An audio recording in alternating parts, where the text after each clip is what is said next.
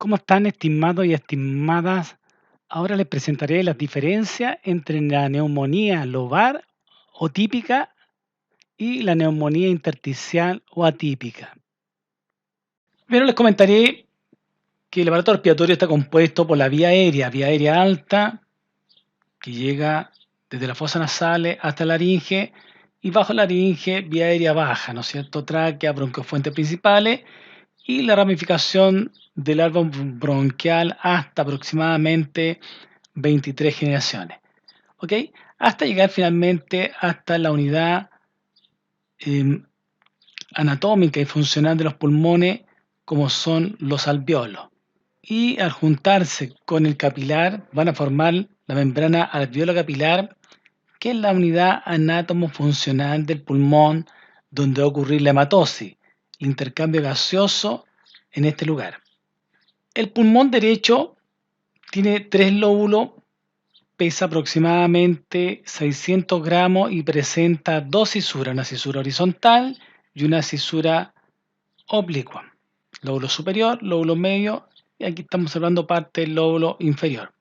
En cambio, el pulmón izquierdo tiene un peso aproximado de 500 gramos, presenta solamente dos lóbulos, uno superior y uno inferior, que está dividido por esta cisura que estamos viendo acá, que es la cisura oblicua, ¿ya? Entonces, en estos pulmones va a ocurrir el intercambio gaseoso, que es vital para mantener la vida, para la oxigenación de la sangre. Sin ello, es imposible que los glóbulos rojos transporten el oxígeno a las células de todo el organismo, y a nivel celular, ¿no es cierto?, el oxígeno más glucosa va a participar en la fosforilación oxidativa y la formación de ATP, energía por parte de la célula, para mantener sus funciones vitales. De tal forma que los pulmones son esenciales para la vida. Una falla aguda de los pulmones puede causar la muerte si no se corrige inmediatamente. Y un daño crónico también va mermando las capacidades funcionales lentamente el organismo. No olviden ese detalle. Por tanto, no se pierdan con respecto a lo que es la anatomía, con respecto a la importancia de hacer la revisión del punto de vista del aparato respiratorio. Ok, recordar que aproximadamente cada pulmón tiene 300 millones de alveolos, ¿ya? Donde ocurre la hematosis. Dicen los libros por ahí que extendida esta superficie de intercambio gaseoso más o menos abarcaría una superficie de 75 metros cuadrados. ¿Ok? Impresionante. Estos datos son importantes a la hora de poder cuantificar y medir, ¿no es cierto?, el daño pulmonar. Concepto que importante. La neumonía es una patología que produce una inflamación que compromete el parénquima pulmonar. El parénquima pulmonar abarca los alveolos y el intersticio. Los alveolos es donde ocurre, ¿no es cierto?, el intercambio gaseoso con el capilar.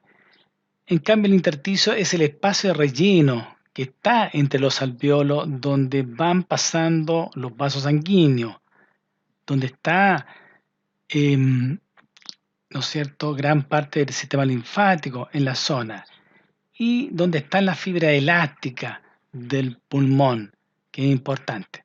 De tal forma que la compliance, la capacidad elástica del pulmón, está en el intersticio. ¿Ok?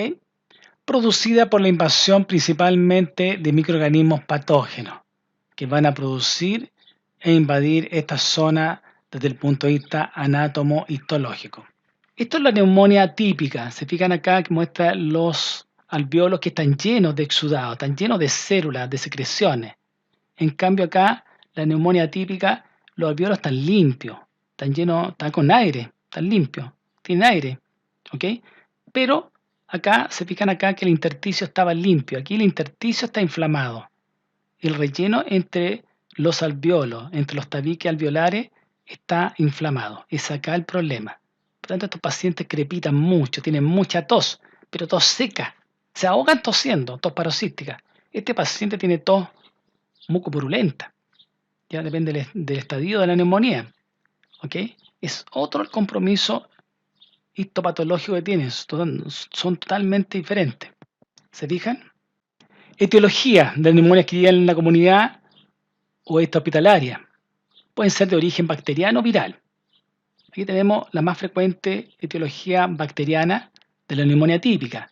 Fíjense, sigue siendo en primer lugar el Streptococcus pneumoniae, el neumococo, luego sigue el Haemophilus influenzae, luego la Morisella catarrhalis, luego otros gérmenes más atípicos, ¿no es cierto? Klebsiella pneumoniae, más atípico en el sentido con respecto a la neumonía clásica, pero más virulento, más agresivo. La Klebsiella pneumoniae, recuerden que es un bacilo gram negativo, la Pseudomonas aeruginosa, un bacilo gram negativo de la enterobacteria, la Legionella pneumófila. En cambio, la etiología atípica o viral son importantes para las manifestaciones clínicas e histopatológicas de la neumonía atípica. El principal microorganismo de este grupo es el Mycoplasma pneumoniae que tiene presente. ¿Por qué? Porque vamos a usar un antibiótico totalmente diferente. También vienen otras bacterias como las clamidias. Clamidia pneumoniae, clamidia pneumoniae, ¿no es cierto?, que tiene apetencia, tropismo por el pulmón. La clamidia citasi, que les decía, la citacosis, que es una zoonosis, es decir, transmitida de los animales al hombre, en este caso de las aves al hombre, ¿ya? Transmitida a través de las catas, de los lotitos, de las aves. La citacosis hace neumonita a repetición, se ahoga tosiendo al paciente, se ahoga, tose, tose, tose y se ahoga, pero casi no bota flema, muy poca, muy escaso, ¿ya? O clamidia trachomatis, que en realidad es de patología del género que afecta al tracto urogenital, ¿ya? Que también puede estar también presente acá. La Coxiella burnetii, virus respiratorio sincicial, virus de la gripe, gripe de la influenza, adenovirus, el SARS, el COVID, ¿no es cierto?, etcétera. COVID, que produce neumonía atípica, se ahogan los pacientes muy rápido. ¿Ok? No hace las grandes condensaciones de la neumonía típica, hace neumonitis o neumonía intersticial o neumonía típica, el SARS o el COVID, ¿no es cierto?, 19, por ejemplo. ¿Ok?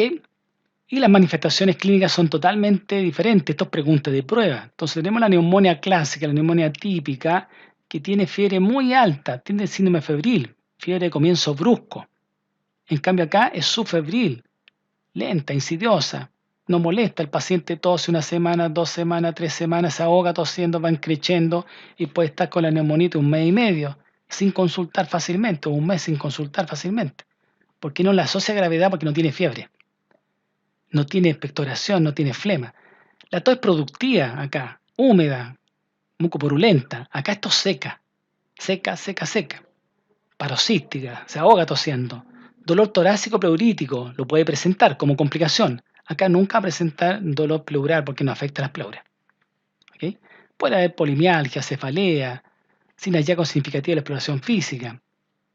Acá vamos a ver que en el examen físico de pulmón hay consolidación al examen físico, hay percusión de matidez en la zona que está condensada, hay pesteroloquia, ¿no es cierto?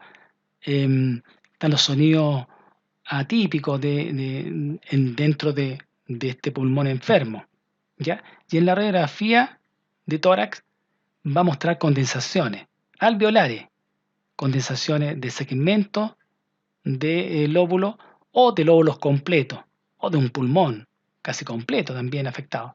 En cambio acá, la radiografía va a estar afectada el patrón intersticial, el intersticio, no el parénquima, no los alveolos. Vamos a ver que el reticulado que vemos normalmente en los pulmones aumenta, se hace más grueso. Se ve como un panal de abeja en el fondo, dicen por ahí, en la radiografía. Ok, la etiología más frecuente, el neumococo, el Streptococcus pneumoniae, el Haemophilus influenzae y los bacilos gram negativos. Ok, por otra parte tenemos la etiología de los gérmenes atípicos, de los gérmenes atípicos que producen la neumonía atípica o neumonitis intersticial, como es, acuérdense bien, pregunta de prueba, el Mycoplasma pneumoniae, que es una bacteria que no tiene pared celular, por lo tanto yo no la puedo clasificar en gran negativo y gran positivo, por eso marca un antes y un después, ¿ya?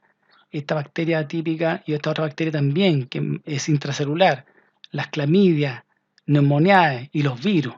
Por tanto, producen estos cuadros que pueden ser, si bien es cierto, comenzar en forma insidiosa, lenta, pero tan lenta, en forma lenta van comprometiendo al paciente. En cambio, este es un cuadro violento, un cuadro de aparición violenta, y se va en forma violenta, y se nos puede llevar el paciente también en forma violenta. En cambio, este cuadro es más larvado, como les digo, puede estar el paciente 2, 3, 4 semanas, 6 semanas, antes de consultar francamente porque no se mejora. Y finalmente miramos con una serie de radiografías. Aquí vemos una neumonía del lóbulo inferior derecho, del segmento apical. ¿Se fijan? Este es el pulmón derecho que tiene 3 lóbulos, un lóbulo superior, un lóbulo medio y un lóbulo inferior. ¿Ok? Este es el lóbulo inferior. ¿De acuerdo?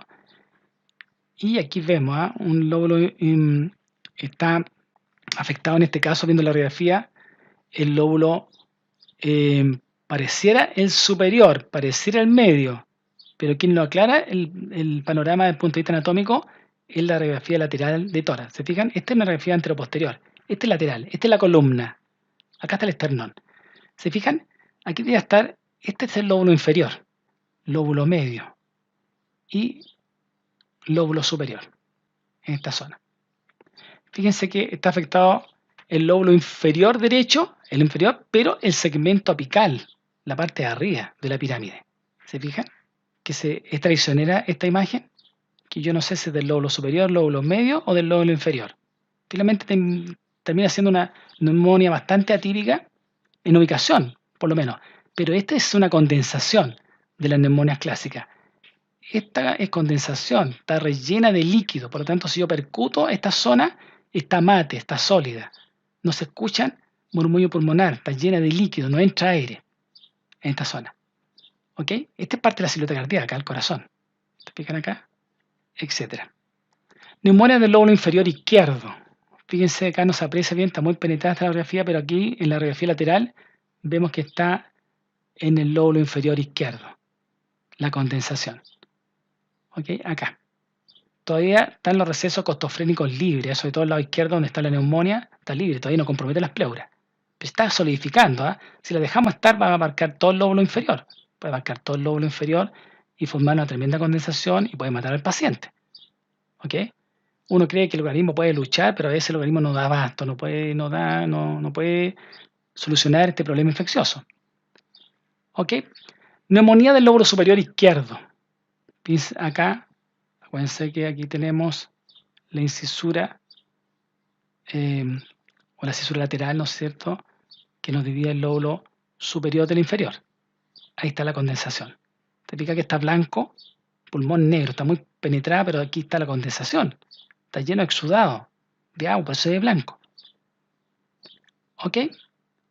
Lo mismo acá, una radiografía que está comprometida como en cuña la zona, una tremenda condensación. ¿De acuerdo?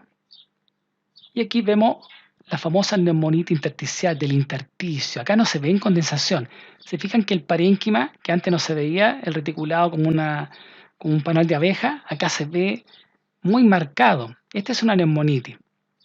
El paciente está hiperinsuflado en sus pulmones. Se fijan como un panal de abeja, ¿se fijan? Con paciencia, imaginación. Esta es una clásica neumonitis, por supuesto, muy florida. Este paciente debe estar muy ahogado, con mucho apremio respiratorio, pero no hay condensación, es del intersticio, es de la parte que rellena los sacos alveolares, los espacios alveolares. ¿Se fijan? Que se ve como un panal de abeja. Esta es la clásica neumonitis intersticial, por diferentes etiologías, micoplasma, virus, etc. Neumonía del lóbulo medio. Este es el lóbulo medio característico, ¿cierto? Aquí lo vemos por la radiografía lateral. ¿Se fijan? Esta es la cisura oblicua, la cisura horizontal. Cisura horizontal, cisura oblicua, lóbulo medio del pulmón derecho. ¿Ok? ¿Ok? Espero que les ayude a entender un poquito más esta patología que es devastadora y que mata mucha población y va a seguir matando a nivel mundial. Muchísimas gracias por su atención.